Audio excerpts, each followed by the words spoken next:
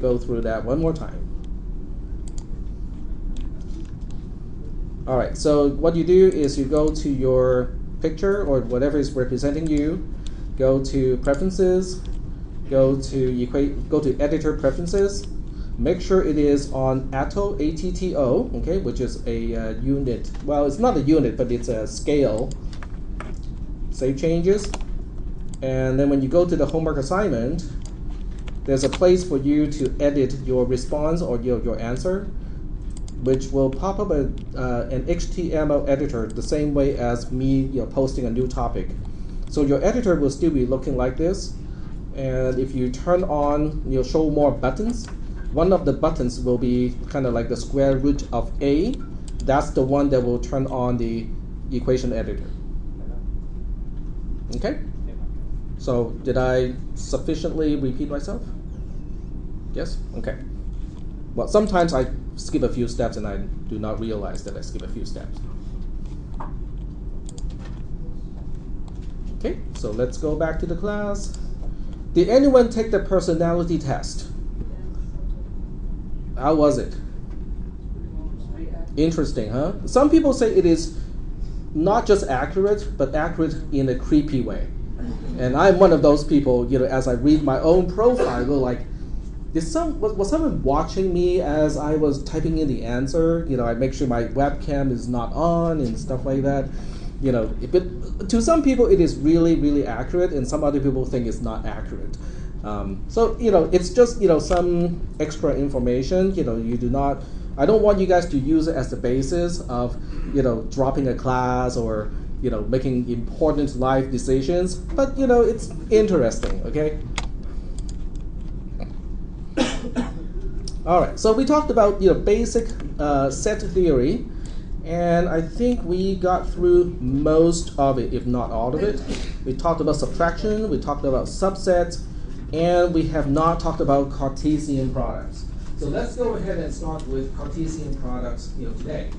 Now with Cartesian products, we actually end up with a new concept too. Okay, in addition to the concept of a set, we will end up with the concept of a tuple as well. So let's go ahead and see, the definition of what is a Cartesian product, and then we'll go through a few examples just so that we can actually get to see, okay, how does it work?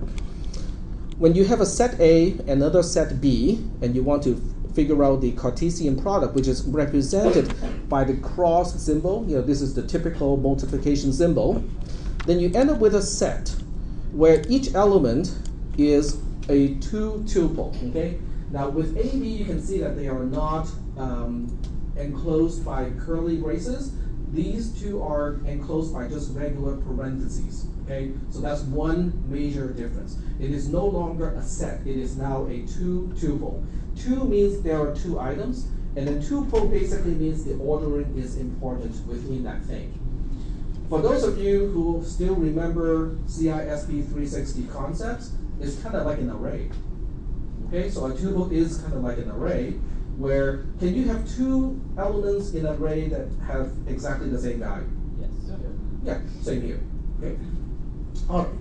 So you have AB, lowercase ab, as the individual components inside a tuple, and the tuple is an element of this particular set.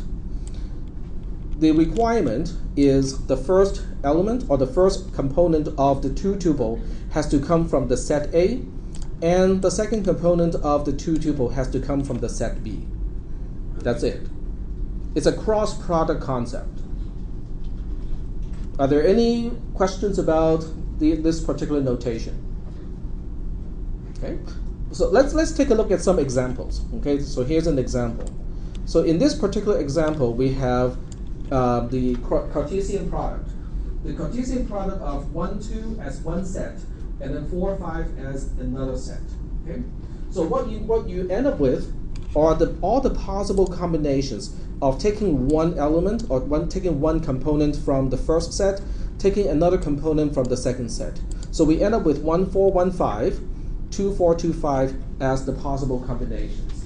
But the important part, once again, is you need to use parentheses to enclose the tuples, and then use curly braces to enclose the entire set. Are there any questions about the concept of a Cartesian product. No questions? Okay. All right, so let's take a look at the next version. Okay, the next version is a nested example where I have three, in this case we have three sets. One, and there are two Cartesian products. The ordering is not important, but since it's not important, I'll just make it left associative. So we'll perform the left one first and then the right one. So in this case, I will first figure out the Cartesian product of these two, and then figure out the Cartesian product of these two. So the question is, should these two be the same? And there are different ways of looking at things. Okay, so the question really is about this.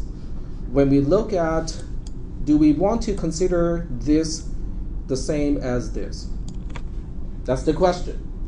Now, when you look at C++ or when you look at arrays, well, it doesn't seem to apply because you cannot have an array with two elements where they are different. Right? One of the first things that you learn about arrays in C and C++ is every element in an array must have the same type. This doesn't match that. Okay? As it turns out, in computer science or in discrete math, most of the time we want to make this equality hold true. In other words, you have a two-tuple of 1a, and then 1a as one component, and then second component as x is really considered the same thing as this one, which is also considered the same thing as a three-tuple of 1a and x together. So for now, we'll just say that these three are exactly the same. So the nesting part does not really matter how you nest the tuples inside a multiple component tuple. Are there any questions about this part? Yep. What happens to the b and y? Say again? What happens to the b and y? What happens to the b and y? Well, this is not the only element. This is one of them. Oh. I'm just using this one element of the actual answer as an example. Well, let's go ahead and figure out how many elements are there in the entire Cartesian product.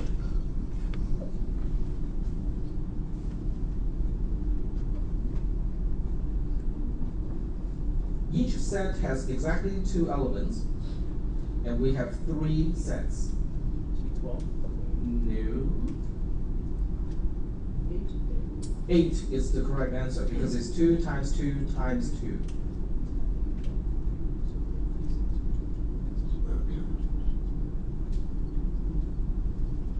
Let's figure out which 8. Okay, so let's go ahead and do this. And as lazy as I am, I'm going to use a spreadsheet to do it. I'll show you guys why I'm using a spreadsheet to do something that doesn't seem to have anything to do with spreadsheets. Okay, so let's, oh, that's a leftover from last semester. Again. There we go. Okay, so we got 1, 2, okay. All right, so we'll have 1, and the spreadsheet is a little too smart, so I have to do it like this. 2. Okay. And then we got AB as the second one. So we got A, B, B. And then the last one is XY. So we got X, Y, copy, paste, and copy, paste. Oops, I forgot to copy. But these are the 8 elements in the Cartesian product. Does that make any sense? Sort of? Yeah. Okay, cool. So the first 3 tuple as the final answer is 1ax. The next one is 1ay, 1bx, 1by, and so on. Now remember, everything in a set is not ordered. So I'm showing you, quote unquote, this particular order because when I show something, in a spreadsheet or in any way, there's some kind of intrinsic ordering to it, but it is not important. I could have easily listed this in any particular order, and it would still be representing exactly the same set. Does that make any sense? Okay, so elements in a set, there's no ordering within a set. Okay. All right. Getting back to the notes. Are we ready to move on? Okay, excellent. So the next one is a test. It is a self-assessment test, which means the score does not really contribute to your final score for this class. It is really just something for you to do, just so that you can kind of get a sense of whether you understand the concepts or not. Okay. It has a close date of next Thursday. Okay. If necessary, I can make it longer. It doesn't really matter. It does not really contribute to your final grade. Okay. But please do not think that this is not important because it does not contribute to your final grade. It is just as important. I just want to give you guys a chance to answer some questions. And if you get something wrong, hey, it doesn't matter. You can just try out the entire quiz again. Okay. The idea is if you get something wrong and you cannot know, you don't understand why you got it wrong because you're pretty sure about the other answer is correct, talk to me.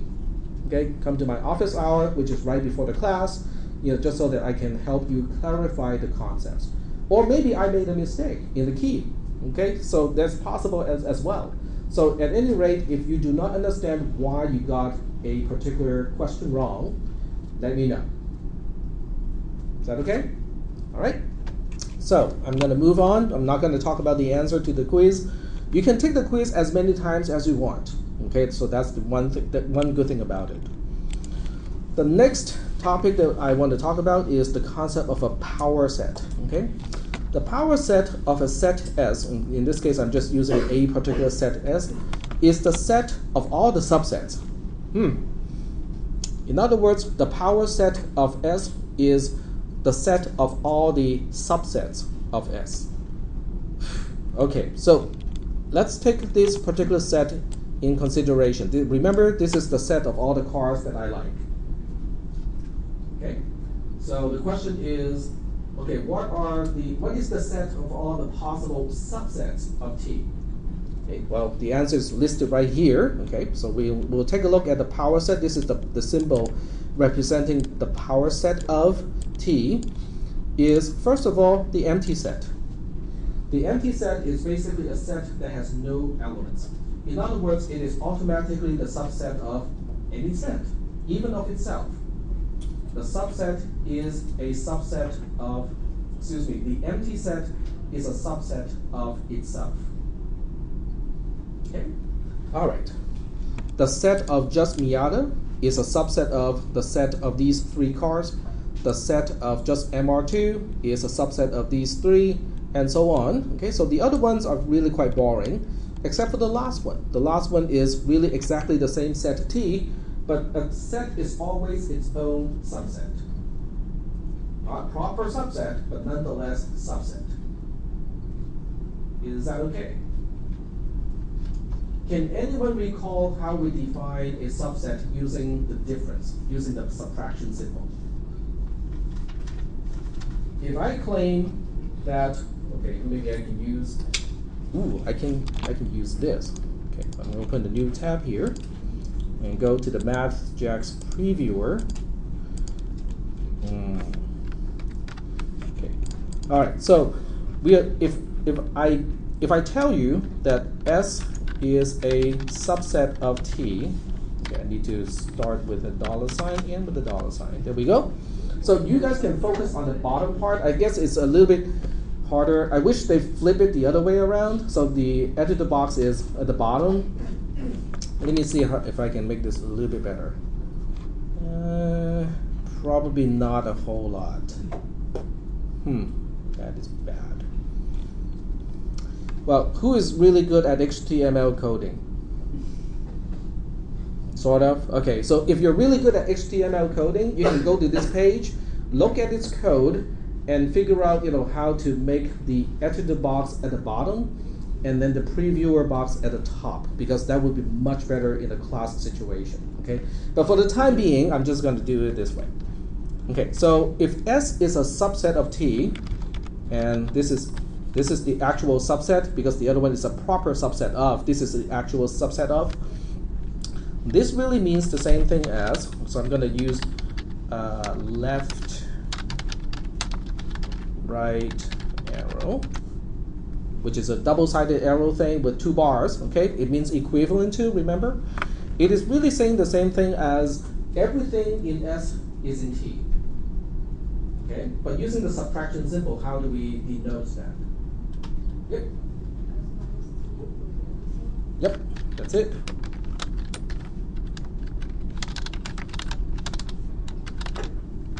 There we go. Now remember, the equivalent to is really important because it means if the left-hand side is true, the right-hand side has to be true. If the left-hand side is false, the right-hand side has to be false, and vice versa. If the right-hand side is true, the left-hand side has to be true. If the right-hand side is false, the left-hand side has to be false as well. So that means they're truly equivalent. You can use one in place of the other all the time. Okay, is that okay? All right. All right. So this is why a set is always its own subset, because if I take this one step further, okay. So if I change this and ask you, what is this? Okay, T minus T for any set. Okay, what is it going to be? So it has to be an empty set. Well, as a result, T is its own subset. Is that making any sense? All right, cool.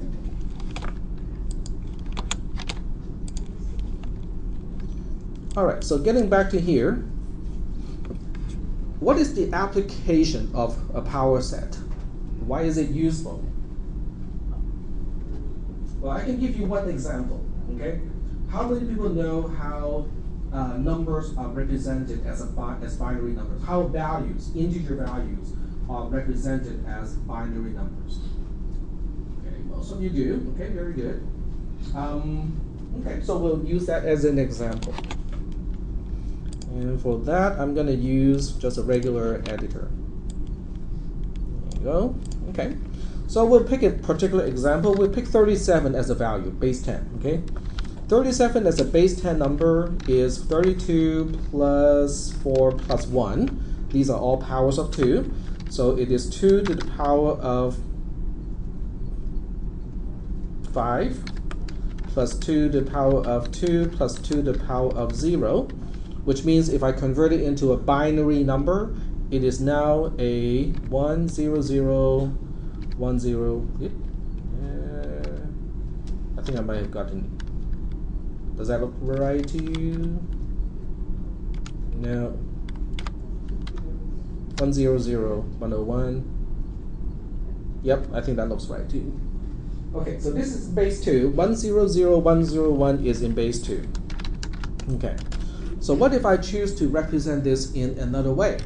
What if I want to use a set to represent all the digits, or the bits in this case, that have a value of 1? Okay, so let's consider this number represented as 0, 2, 5. In other words, the set is including only the position of bits where that particular bit is a 1. Everything else is a 0. Okay? But this is another way to represent a value. In this case, why do you think the concept of a power set is important? If I tell you that I'm dealing with a 32-bit number, and I need to figure out, what are the numbers that I can actually represent, they are all basically elements of the power set. Is that okay? Sort of? Okay, sure. Okay, so I'm gonna write in here. Okay, so given that we are dealing with a 32-bit integer unsigned integer representation, what are the values that can be represented? Okay.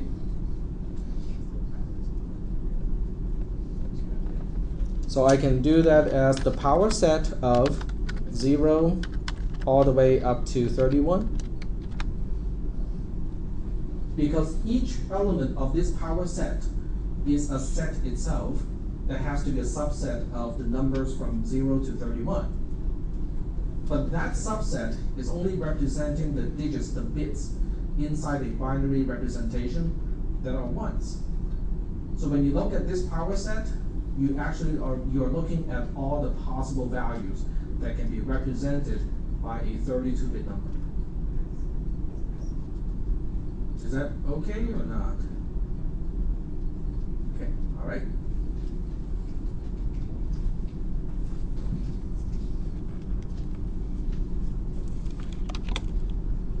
Okay, this is also, in the description here. I just used a different example when I talked about it. All right. The next topic is cardinality. You can see some of the notes is really long and some are really short. The cardinality is really quote unquote the size of a set. It is not exactly that, but it is pretty close. So we just need to know how many things are in a particular set. So in the example that we have been using quite a bit in the previous few slides, which is T, the cars that I like, the cardinality of that is only 3 because there are only 3 cars that I have listed. MR2, Miata, and Civic. Okay, so that's why the cardinality of that case is 3. So one big question now is, what about the set of all integers? What do you think? What is the card? Okay? First of all, let me make it very specific. What is the number of elements in the set of integers? All integers. Yep.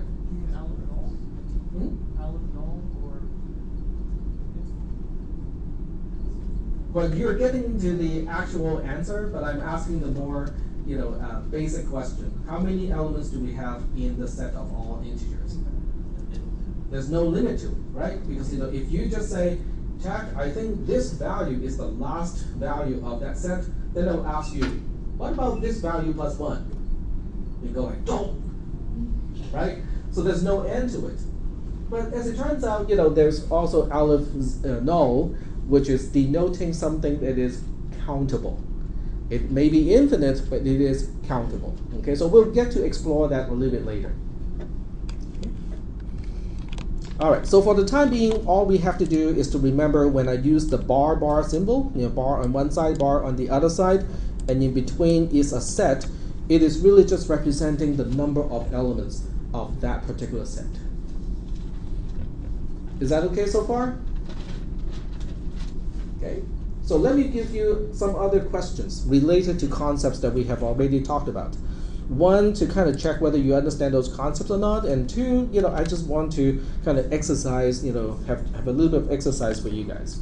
So we'll say that A and B are sets with finite number of elements. Okay, so given this, okay, because I don't want to deal with infinite numbers at this point.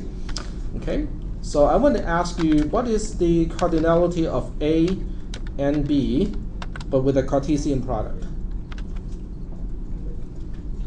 If I want to express this using the cardinality of A by itself and the cardinality of B by itself, what do I use in between in order to relate the cardinalities of the individual sets to the cardinality of the Cartesian product of these two? Multiplication, very good. It's just a good old simple multiplication, which I would use an asterisk to represent. Okay. What if they are the same set? Would it matter? It wouldn't matter. Okay. So I just want to double check and make sure that everybody understand that would not matter. Okay. So let's just say that we have A being just 1, 2. Okay. So in this case, what is A times A? What is the Cartesian product of AA? It would be a set 1, 1, 1, 2, 2, 1, and 2, 2. But Tech, you mentioned something about you cannot have 2 elements of exactly the same value in a set. Yes, I did not lie, and that is still withholding. Because the 2, 2, and the 1, 1, they're not sets, they are tuples. you can have the same value in a tuple because position is important in this case. But 1, 1 is its own element in the set, 2, 2 is its own element in the set. Is that part okay? So I'm using this also as an opportunity to clarify certain concepts. Okay? Let's take power set into consideration. Okay, so we'll take the power set of A. Okay, so how would this relate to the cardinality of A? Just think of the example that I had shown a little bit earlier. Okay, a 32-bit number based on the numbers from 0 to 31. How many possible values can I represent using a 32-bit number? It's 2 to the power of 32. Okay, so that means the number of elements in a power set of A is 2 to the power of the cardinality of A. Can I answer your question?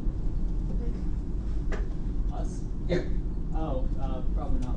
We're trying to mess with the HTML, that page you were talking about earlier. Oh, okay. Which concept? Flip it. Flipping the input screen and just making the Oh, you mean the HTML thing? Yeah. Okay. I flipped it, but I can't flip to the source that translates what you type. Oh, okay. All right. So are there any questions about this part? No questions about the cardinality? Okay. What about this? The union of two sets. Okay, so union AB, so A union B. So I want to relate this to this, and this. And this is going to be difficult. I'm just going to say intersect. Okay. Okay. So can someone tell me how to relate the cardinality? I forgot the cardinality on the left-hand side. Okay. So how do I relate the cardinality of the union of A, B to the cardinality of A itself, B itself, and the intersection of A and B? So I was just processing the cardinality. On the where you were talking about the cardinality of the power set is 2 to the power of the cardinality of A. Yeah. Just like to understand it. So if it was a base 10 number, it would be 10 to the power of the cardinality of A, right? Not really, because it only has to do with the number of elements in A. Okay, for instance, Miata, MR2, and Civic, 3 elements, right? Okay. But the power set of T has 8 elements. Because 2 to the power of 3 is 8.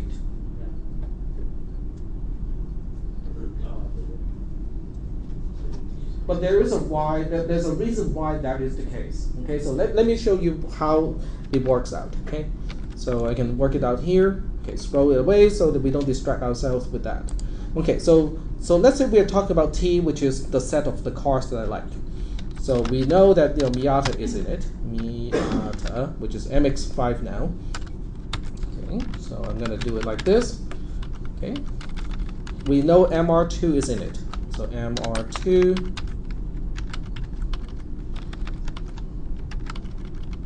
And we also know Civic is in it. So Civic here. These are the 8 subsets.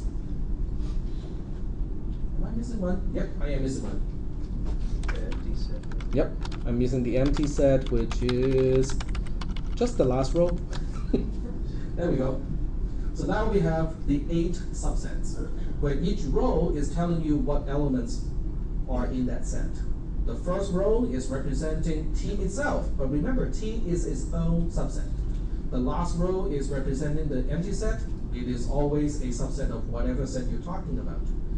The second last row is Civic. Okay, we have a set with just one element of Civic. Is that a subset of the set of the cars that I like? Yes, it is. But did you see how I come up with this table pretty much the same way as I did with the previous table. Is that okay? All right. Because what is really at the heart of working out this table is whether an element is present or missing. When you have three elements, each element can be present or missing in a subset, but the presence of a particular element is independent to the presence of any other elements. And that's why we end up with three columns. And that's why we also end up with this particular pattern where we have 4, 4, 2, 2, 2, 2, and then 1, 1, 1, 1, 1, 1, 1, 1 as the last column. Is that okay? Yep. Yeah, just like, sorry, this is very new to me in terms of understanding it. So pretty much the reason why it's base 2 is because it's either present or missing. Though. Exactly. Okay, thank you. Yep. Because an element is either in a set or it is not in a set. So it's back to binary. Yep. It is binary, but then between the elements, there's no dependency. Yeah. Yep. That's also important. So since it has 8 total elements, the subsets is basically the power of that. So 2 to the power 3 is 8. Yes. Basic things are like that. That's why the cardinality of the power set is 2 to the power of the cardinality of the set that you are taking the power set. Right. So if you ever get, will you ever encounter odd numbers? Since 2 to the power is usually even numbers, would it effectively get odd number of elements? There is one set where it's the cardinality of its power set is an odd number, but there's only one set like that. Which set is that? It's the empty set, right? It's the empty set. Very good. Okay, so the power set of the empty set is the empty set itself, which has a cardinality of 1. But it makes sense because what is the cardinality of the empty set itself? 0. Right? The empty set has no elements. It has a cardinality of 0. But remember, the power set has the cardinality of the power set is 2 to the power of the set where you're taking the power set. So 2 to the power of 0 is 1. It makes perfect sense. Yep. So the elements in the power set are the sets. Yes. They're the okay. Yep. So it all makes sense. Okay. Cool. All right, so you can see how I'm combining the concepts that we have learned so far and just kind of mix and match them in a different way just to make sure that we understand the concepts and also to try to spot issues where we might need some clarifications. Your exams will be like that. Yes. So your exams will involve problem solving. It's very likely that those questions will not be something that we have talked about exactly the same way in class.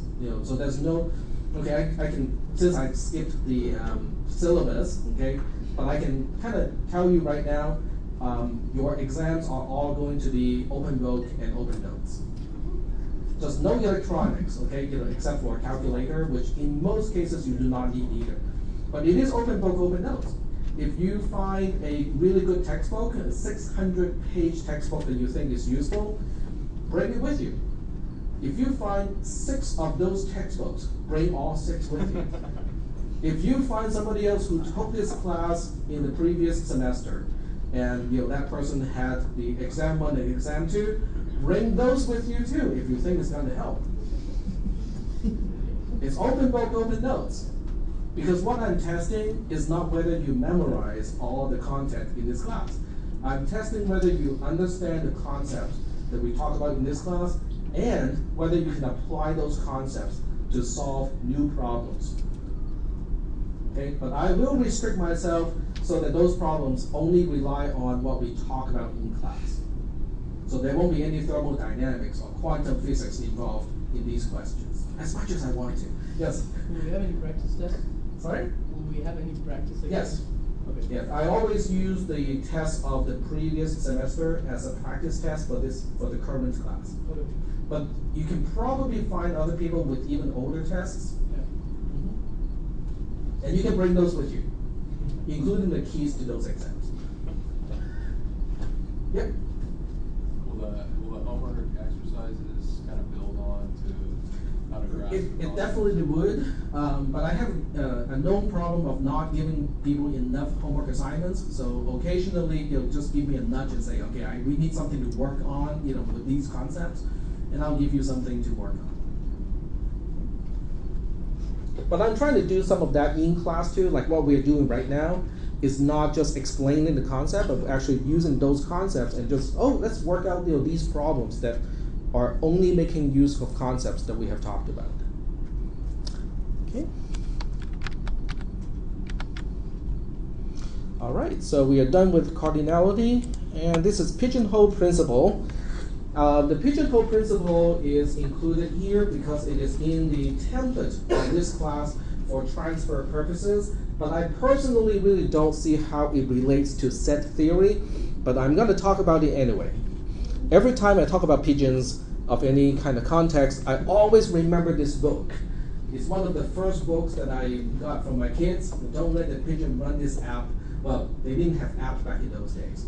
Yeah, question? You didn't go back to the union thing. You left it in The union thing. Okay, thank you. Okay, so it is this one here.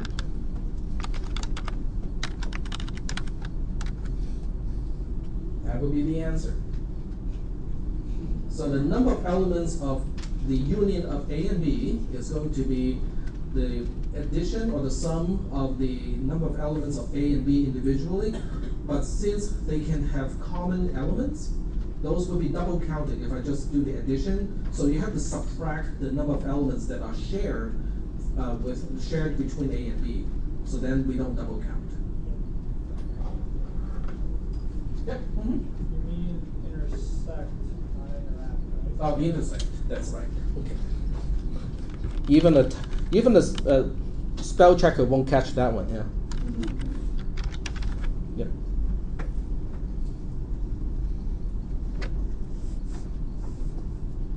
Thank you. Because I have no idea of the number of elements in A interact B. That depends on the interaction, I guess.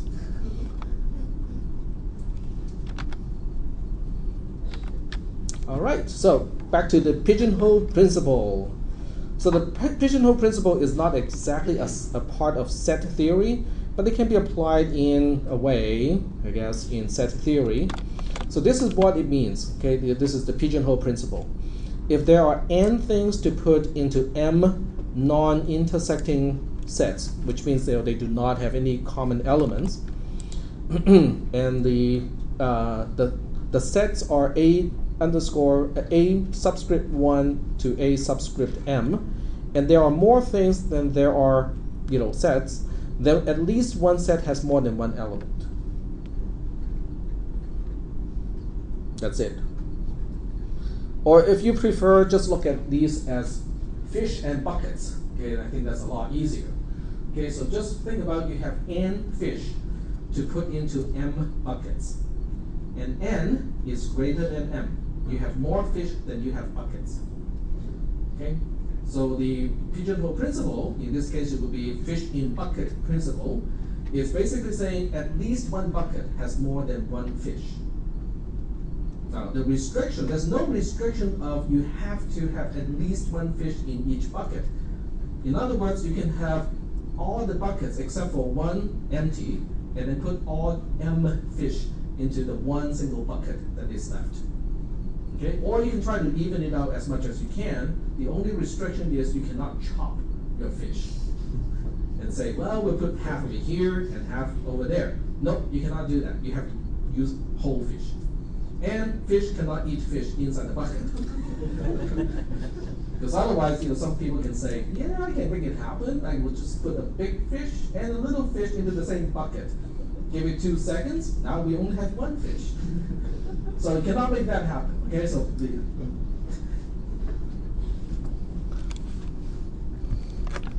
are there any questions about the Pigeonhole Principle? No? No, I'm pretty sure the only thing you can remember after today's class is the pigeonhole principle has nothing to do with pigeons, but rather it has to do with fish. And no, you cannot have fish jumping from one bucket to another bucket and do the counting while they are in midair, and not in either buckets. That would be a topic for quantum physics, not for computer science. Okay, here's another test. This one is an assessment, so the grade does count to your final grade. Okay, so this one does count to your final grade, and obviously I'm not going to talk about the answer today. The due date is Thursday, February 2nd, which is 2 weeks from today. Yeah, I think it's 2 weeks from today, so you guys got quite a bit of time to do it. And with these tests, I'm not sure whether this one is set up to have a limited length of time once you start it. I don't think that is the case. But before you start it will let you know. Okay, so it will let you know you have a time limit of 2 hours or whatever.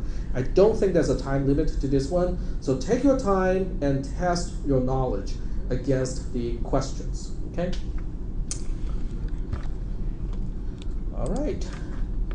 So the last one, because after we talk about all these abstract concepts that doesn't seem to have anything to do with programming, well, I'm just going to put this in context just so that people understand. Oh, so I guess set theory is actually kind of useful in programming.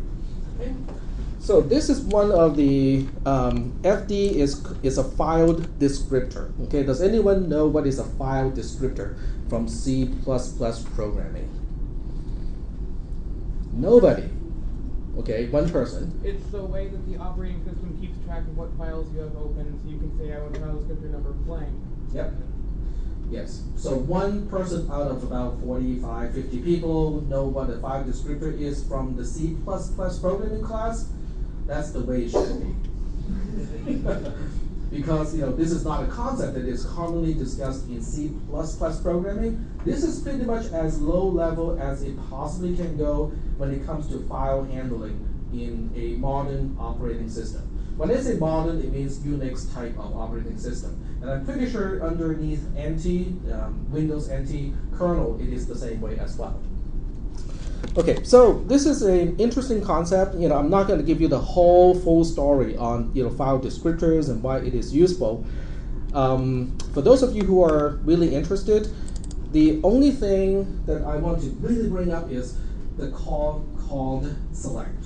Okay, select is a very low-level operating system interface, so that you can set up the call and say, hey, operating system, I want you to keep an eye on these files. Okay? If anything happens to these files, okay, if a byte is to become available to read, or there's space to write another byte to any one of these files, wake me up. But before that time, I'm gonna go take a nap. Okay? So that's the nature of the select call. So the select call allows your program not to busy wait for something, because now you have just set up the operating system and say, hey, wake me up when there is something for me to process. But meanwhile, I'm just going to go to sleep, and not use up any processing resources. So that's why it is useful. The concept makes use of the concept of a set, because remember, FD is really just numbers. Okay, a file descriptor is nothing more than an integer.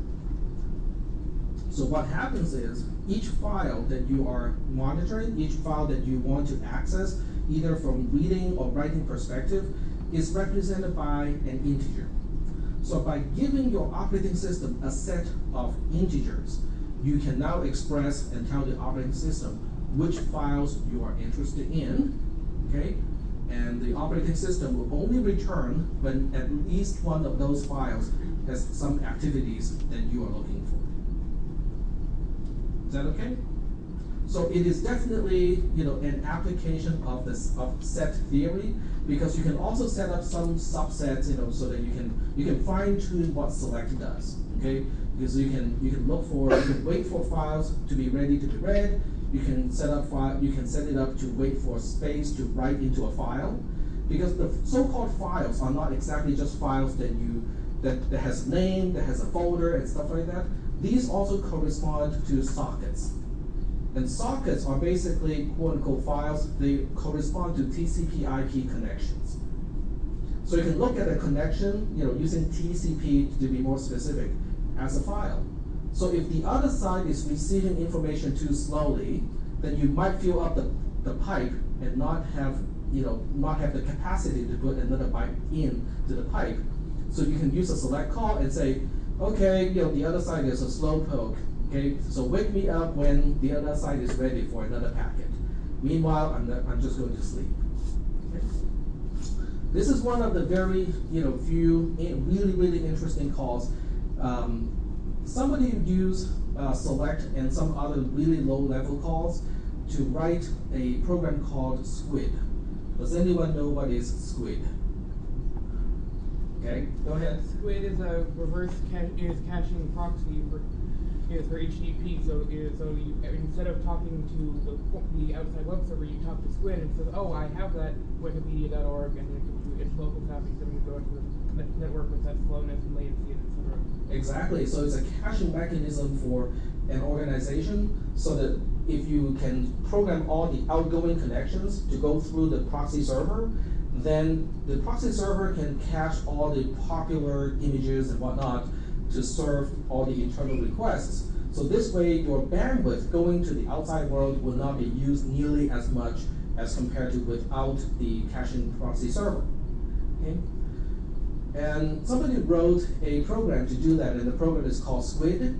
It's a single thread program, single process, single thread program.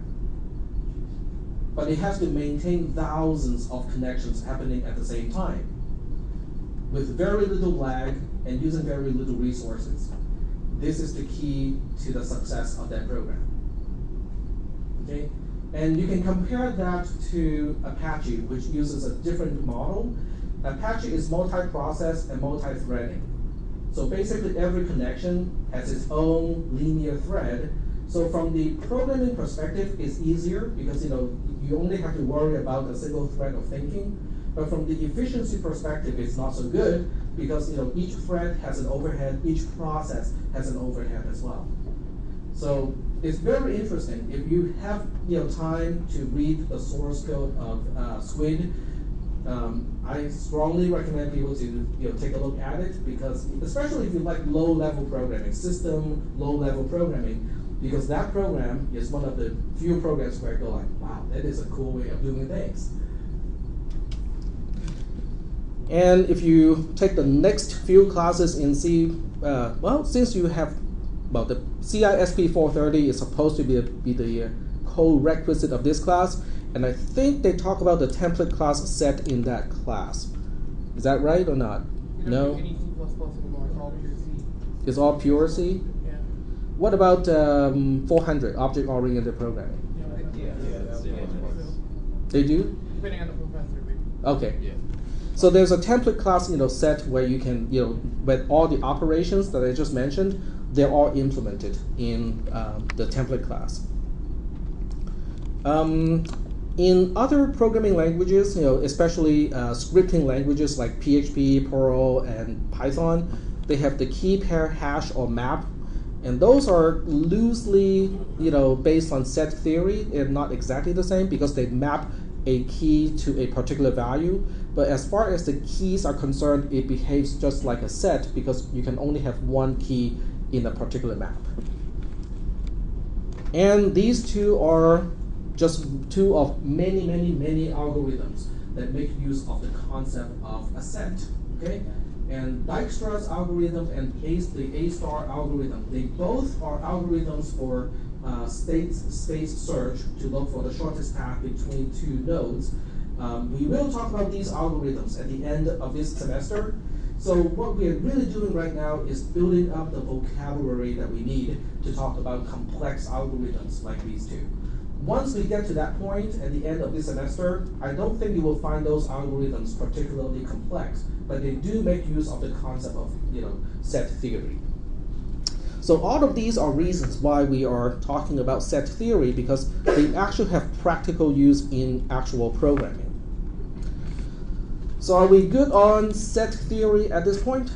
All the notations, all the concepts? Okay, all right, so let's go ahead and move on to functions and relations. Okay.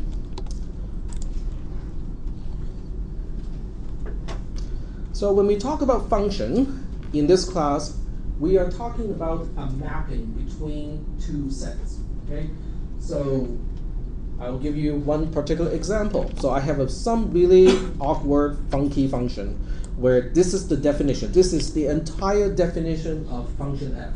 Don't ask me why. Okay, f of 2 is 25, f of 5 is 67, f of 1 is 102, and everything else it doesn't work.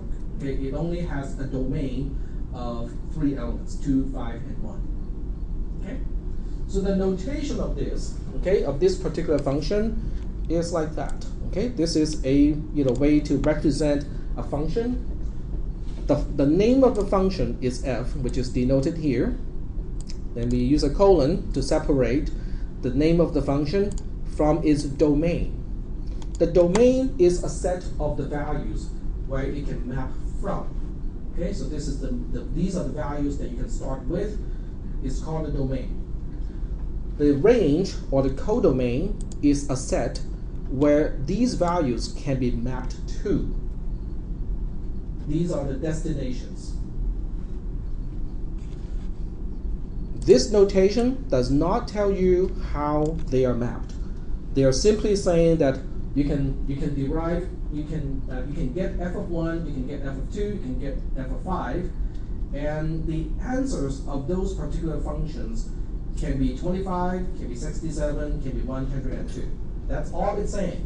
Okay, it doesn't tell you the exact mapping. Yep. So, like you said, it doesn't tell you the exact mapping. It doesn't mean it's just basically stores the input. Doesn't mean that it says, hey, this particular matches up with this.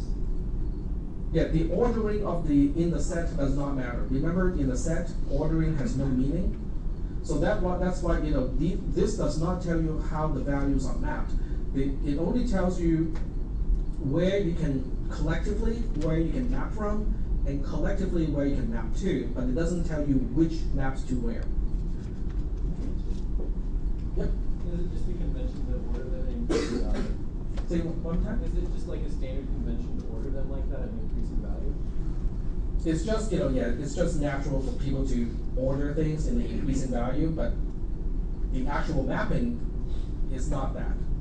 The actual mapping is here, where 2 is mapped to 25, 5 is mapped to 67, and 1 is mapped to 102. But you can see, the ordering here and the ordering here does not reflect this at all. And I specifically made that example this way so that there's no correspondence, so that people do not think the ordering within the set has any bearing of the actual function mapping. But I'm saying, like, if we were to write down 5, 2, 1, that would be a valid set for us to write down, right? It would just be as good as 1, 2, 5. Yep. Absolutely. Because there's no ordering within a set. What we see here as quote unquote the order is just one way of linearizing those 3 values.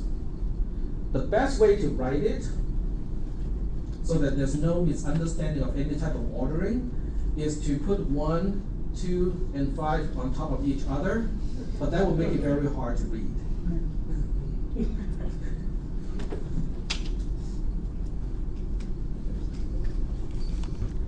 Okay, so how do we actually represent that these are the actual mapping?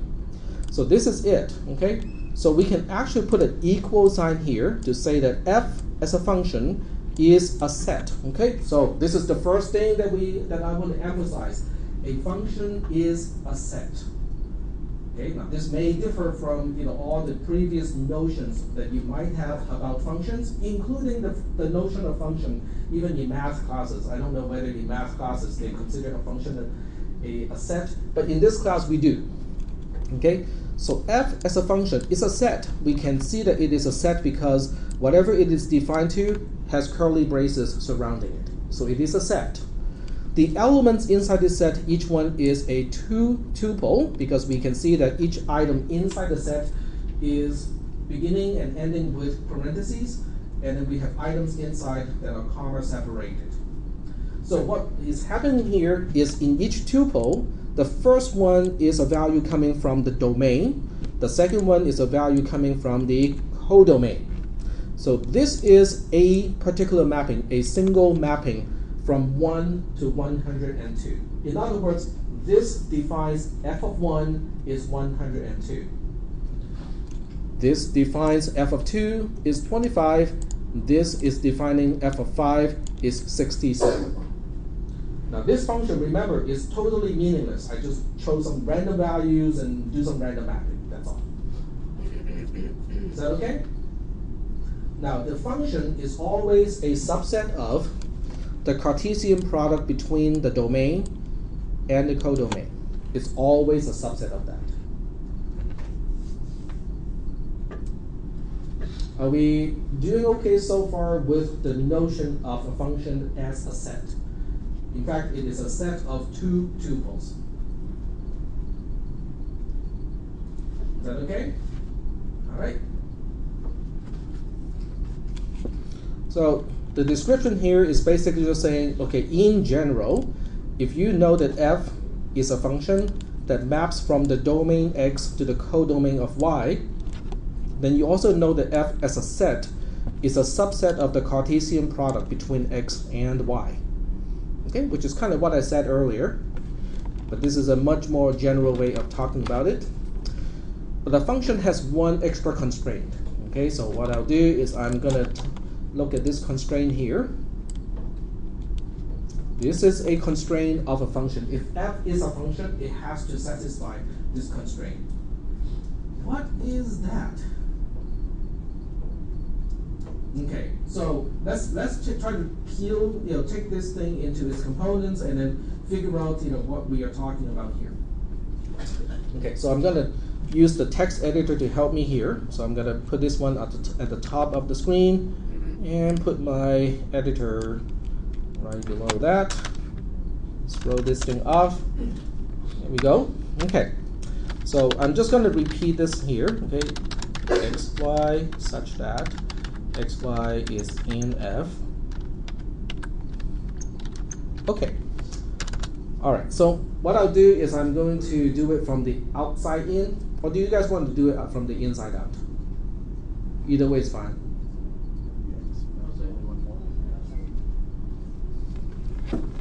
Okay. Okay. So for any x in x. Okay. So I need to include that part too. So if you pick any element in the domain of a function, okay, but just pick one and only one. Doesn't matter which one you pick. And you look at the set that is consisting of two tuples, where the two tuple is an element in f, and then you look at the cardinality of that. It has to be 1. Cannot be 0, cannot be 2, cannot be more than 1, it has to be exactly 1. What is that saying? It can only be one y for every x. Not quite. You're close. It means everything in the domain has to be mapped. Okay, let me give you a few examples and you guys tell me whether it is a function or not. Okay, according to this requirement. So I'm going to give you the first example. We'll use G. Okay, so we'll say G maps from 1, 2 to AB, which means 1, 2 is the domain and AB is the codomain. Okay, so if this is the case, and I define G as follows. Okay, 1A and 2B. Okay, that's kind of the obvious. Is G a function? Yes. It is a function because if I just look at if I look at 1 as the element of the domain, it only has one element in G that starts with 1. Okay, not 2, not 0, so it is a function. Okay, cool. If I look at 2, the same thing has to apply to all elements in the domain. Okay, so you have to look at every single one and say, is this requirement met by all elements in the domain? So 2 is the other element in the domain. and we got one single element in the function that starts with 2, so that meets that requirement. Yep. So is it a function if there's only one output for each input then? Correct. So I'm going to give you another one, and you tell me whether that is the case or not. What if G is 1A and 2A?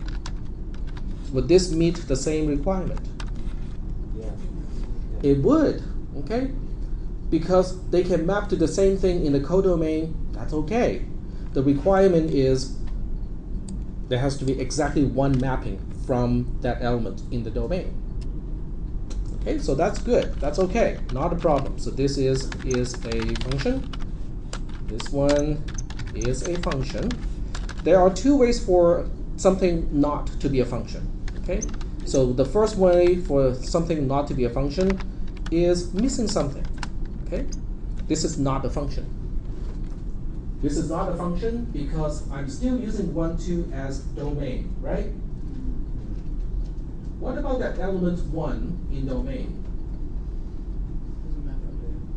The cardinality of a set that represents a mapping of 1 to something else is 0 because it's an empty set. So it does not fit the requirement of for any x, lowercase x in uppercase x, you have to have exactly one mapping. It does not meet that requirement. Is that okay? So this is not a function. Is not a function because 2 in our domain is not mapped. It does not correspond to anything. Huh? Oh, because 1 correct. Yeah, you're right. There you go. I'm just checking whether you guys are paying attention or not. Okay, but there's another way to fail this. Okay, so G is 1A, 2A, 2B. That is not a function either. Because if I focus on 2 as the element in the domain and look at the set of everything in F that maps from 2 to something else, that set now has 2 elements. The cardinality is 2, not 1 anymore. Okay, that will make G not a function. Okay, so G in this case is not a function. Not a function because 2 is mapped to more than 1 element in the codomain. Is that okay? I mean, is this helping you to understand, that specific requirement? That every element in the domain has to be mapped exactly once. Yep. On the case 2A, you're saying that because 1 is not mapped, then that means G is not a function. But you're saying something about the empty set. The empty set. If 1 is not mapped to anything, does that mean? Oh, if 1 is not mapped to anything, then when 1 is the x lowercase x here, and then this x is 1, 2, then this set is an empty set. Because this set, the set that I'm highlighting, consists of all the elements where the first thing of a tuple is the element that we are concerning about. And that element, the 2 tuple, has to be something in the function that we are talking about. In this case, it's G. Because 1 is not in G at all, or something is not in G at all, that set would be empty, so the cardinality would be 0. Yes? So let me get this straight. So in G, you have 1 which maps you have 1 and 2 which maps to A and B, and you just, for it to be a function, 1 and 2 both need to be mapped, but it doesn't to one of the elements in A and B, but it doesn't have to be mapped to both of them. Like it can be mapped to the same element. They can map to the same element, correct. You can have leftover elements in the codomain that is not mapped from anything from the domain. That's okay too. The only requirement is everything in the domain has to be mapped.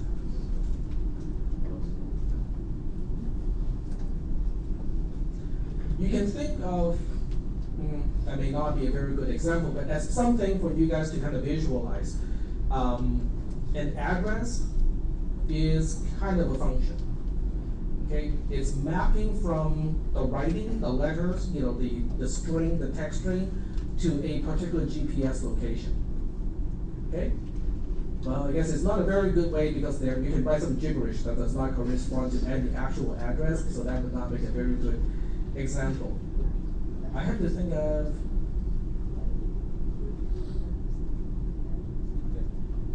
Yeah. So would the last one work if you changed that 2B to a 3B? Would that It would not be. That would not be okay either because we already. Because of this restriction here, we are already locking down the domain to be only 1, 2. You cannot have a 3. Okay. So the inputs have to be equal. So whatever you put at the top of the 1, 2, AB, it has to be equal on both sides. So you have the 1A and the 2B. Those sides have to be equal. Like you kind of give it. I mean, like how it has to be mapped. Like you can't have, you can have the 1A and the 2B, but you can't have the other because it's in a fixed position with the first one. It's kind of explaining I'm not understanding the question itself. Yeah, go ahead. Would that become a function if you said 1B or 2? Is that 1 or 1B at the end? 1B. Yeah, would it become a function if you No, said it would not. You mean changing this 2 to a 1? No, adding that. 1. Adding? Yeah. No, that would make it worse. That would make it worse because both elements in the domain are now mapped to 2 elements in the codomain. Okay, I see. Oh, so it has to be, each one has to have its own exact element. It can't have more than that. It has to be exactly 1. It has more You than can, 2. Yeah, it has to be exactly 1. So if you take anything from the domain, Right. it has to map to one thing in the codomain. That's it. One and only one. Right. So Now, that's more if it won't work. yeah, exactly. I get it. Okay. All right. So yeah, go ahead. Can a function have a subset? Can a function have a subset? Since a function is a set, can it have a subset? Yes, it can. So Now, there's no guarantee whether the subset itself is a function or not, but yes, you can have a subset. So wouldn't the third be a subset of a function? Well, this is a subset. I mean, this is a subset of this. Yes, so you can, but there's no guarantee that a subset is automatically a function. Isn't it actually guaranteed the opposite? Huh? Isn't it actually guaranteed the opposite? Because any subset is not just the same as the initial set, but either actually the initial set or Yes. Unless you're allowed to change adjust the domain. Yeah. Yes. Otherwise, it's automatically not a function. Oops. I want to see what I can.